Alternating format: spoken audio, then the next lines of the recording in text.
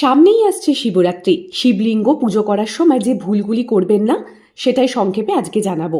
শিব সত্য, শিব শক্তি, শিব সনাতন, শিব ঈশ্বর, শিব পরমেশ্বর, শিব জীবনের আধার।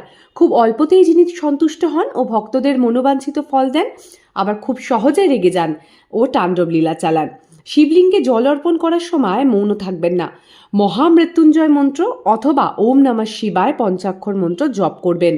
শিবলিঙ্গে তুলসী পাতা কখনো অর্পণ করবেন না, কারণ তুলসীর আর এক নাম বৃন্দা। তার স্বামী শঙ্খচূড়কে মহাদেবী বধ করেছিলেন। তাছাড়া সাধারণ শঙ্খের তুলনায় তামার শঙ্খ ব্যবহার করাই শ্রেয়।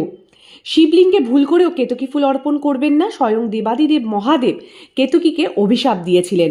শ্রী গণেশের নাম না স্মরণ করে শিব পুজো শুরু করবেন না। বেলপাতার যে দিকটি শির দেখা যায় তার বিপরীত দিকটি শিবলিঙ্গে অর্পণ করুন এবং বেলপাতার চন্দন লাগাতে ভুলবেন না। শিব বৈরাগী, তাই সিঁদুর ও হলুদের ব্যবহার একদমই চলে না। তার বদলে ভস্য ব্যবহার করুন, তাতে দেবাদিদেব মহাদেব অতি প্রসন্ন হন। কালো পোশাক পরে শিবলিঙ্গের পুজো করবেন না এবং নারকেল জল শিবলিঙ্গে অর্পণ করবেন না, কিন্তু ডাবের জল শিব পূজায় অতি আবশ্যক। দেবাদিদেব মহাদেবকে বেশি রঙিন ফুলের বদলে সাদা ফুল অর্পণ করবেন। আরও বিশদ জানতে নিচে দেওয়া লিঙ্কে প্রেস করুন। এইরূপ আরও তথ্য পেতে আমাদের চ্যানেলটিকে সাবস্ক্রাইব করুন। আর অবশ্যই বলতে ভুলবেন না, হর হর মহাদেব, ওম নমঃ শিবায়।